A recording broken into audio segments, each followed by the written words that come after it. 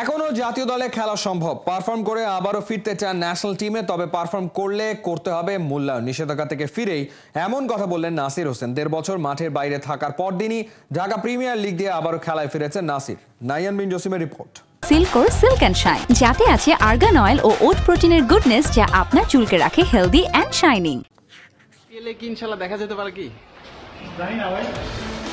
ভক্তের কৌতূহলী জিজ্ঞাসা, ফিস কি আইপিএলে যাচ্ছেন? কারণ বিশ্রাম কাটিয়ে লম্বা সময় পরে মুস্তা হোম অফ ক্রিকেটে প্র্যাকটিসে। কিন্তু আইপিএল না, ডিপিএল দিয়েই হয়তো কাটার মাস্টার আবারও মাঠে ফিরতে যাচ্ছেন। ইনডোরের আউটার মাঠে নেটে মুস্তা বলও করেছেন, পাশের নেটেই আবার মুশফিকুর রহিম। জাতীয় দলের প্র্যাকটিস কিটে সাদা বলেই কি জিম্বাবুয়ের বিপক্ষে টেস্টের প্রস্তুতি নিচ্ছেন? কিন্তু সব প্রশ্ন ছাপিয়ে দুই তারকা থেকে ক্যামেরার ফোকাস এদিন শিফট হয়ে যায় হোম অফ ক্রিকেটের মূল ভেন্যুতে, নাসির হোসেনের দিকে। 1.5 বছর পর নিষেধাজ্ঞা কাটিয়ে রূপগঞ্জ টাইগার্সের হয়ে ফেরাটা ভালো হয়নি নাসিরের।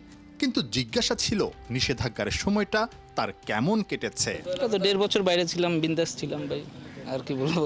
হোম অফ ক্রিকেটে অনেক দিন পরে খেলছেন, আলটিমেটলি দেখা যায় যে এরকম একটা লম্বা বিরতির পর খেললে অন্যরকম একটা ফিল হয়, যেটা আপনি বলছিলেন যে চিল ছিলেন, আজকে এসে আবার খেললেন, মানে অনেকটা ডেবু ম্যাচের মতো একটা ফিল লাগছিল কিনা, যে সবাই কিন্তু আপনাকে কেন্দ্র করে সবাই একসাথে হয়েছে, আপনার ইন্টারভিউ নিচ্ছে, মানে সব ফোকাস আপনার দিকে ছিল। না, ডেবু ম্যাচের মতো ফিল হয় নাই, বাট অনেক কিছু নতুন নতুন লাগতেছিল। কারণ আপনি যদি খেলার আগের যে প্রিপারেশন ছিল, তো আমার মনে হয় যে আমি 1.5 বছর পর আবার সেই প্রিপারেশন নিলাম আর কি, যে এরকম লাগেজ গোছানো, ব্যাগ গোছানো। তো অবশ্যই একটু নতুন লাগতেছিল, বাট ভালোই লাগতেছিল যে খেলবো এতদিন পর।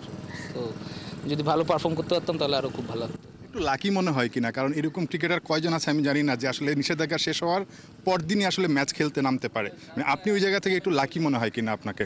না ভাই, আমি অনেক আনলাকি ভাই, এত লাকি না আমি। আমার কাছে মনে হয় আর কি, বাট এখন এখন কি বলবো আর কি, যে হ্যাঁ ম্যাচ ছিল বিদায় আমি খেলছি, আরও অনেক টিমের অফার ছিল, বাট আমার কাছে মনে হয়েছে যে এই টিমে খেললে আমার জন্য ভালো হবে, সো আমি এই টিমে খেলছি। হ্যাঁ অফার ছিল, কিন্তু তারা শুধু অফারই দিছে, আর কোনো কিছু দিতে চায় নাই। বুঝতে পারছেন? আসলে আপনি বাংলাদেশের সেরা ফিনিশার হতে পারতেন। কে বলছে? হতে পারতেন। জাতীয় দলে নাসিরকে ডাকা হতো মিস্টার ফিনিশার নামে, অথচ বড্ড অবেলাতেই নাসিরের ক্যারিয়ারটাই ফিনিশ হবার পথে। গধূলি লগ্নেও কি নাসির নতুন সূর্যের স্বপ্ন দেখেন? আপনি বলছিলেন মানুষ চাইলে সবই সম্ভব, আপনারা এখন 34 ইয়ার্স খুব সম্ভবত, কোনোভাবে কি ন্যাশনাল টিমের স্বপ্ন এখনো দেখেন কিনা? থাকে না যে আসলে মানুষ তো খেলে আসলে ওই স্বপ্নটা নিয়ে, তো আপনি কোনোভাবে কি আসলে ওই স্বপ্ন এখনো দেখেন কিনা, সম্ভব কিনা? আমার মনে হয় যে যারা যারা ক্রিকেট খেলে তারা সবাই ন্যাশনাল টিমে খেলার জন্যই ক্রিকেট খেলে। আমিও স্বপ্ন দেখি এবং এটা বিশ্বাস করি যে এখনও অপরচুনিটি আছে ন্যাশনাল টিমে। আপনি পারফর্ম করলে অবশ্যই ন্যাশনাল টিমে খেলতে পারবেন, বাট এখন আপনি যদি পারফর্ম করেন, সেটার মূল্যায়ন যদি ক্রিকেট বোর্ড করে, তাহলে অবশ্যই আপনি পারফর্ম করতে পারবেন। কারণ আপনি যদি দেখেন লাস্ট ইয়ার যেবার আমি বিপিএল ভালো খেললাম, তারপরে কিন্তু আমাকে এ টিমে বলেন বা প্র্যাকটিস ম্যাচ বলেন বা তারপরে যে টাইগার্স ক্রিকেট, আরও তো অনেক ধরনের খেলা ছিল, আমাকে কিন্তু কোথাও ডাকে নাই। তা আপনি যদি পারফর্ম করে যদি আপনাকে এইসব জায়গায় যদি না ডাকে, তাহলে আপনি ন্যাশনাল টিমে খেলবেন কীভাবে? তো এখন কি বলবো, অবশ্যই স্বপ্ন দেখি ন্যাশনাল টিমে খেলার, এবং এটা বিশ্বাস করি যে পারফর্ম করলে অবশ্যই আপনার কাছে সুযোগ আসবে। নাসিরের কথায় আক্ষেপের সুর, আর বুকে বুনেছেন এক অসম্ভব কঠিন স্বপ্নের বীজ।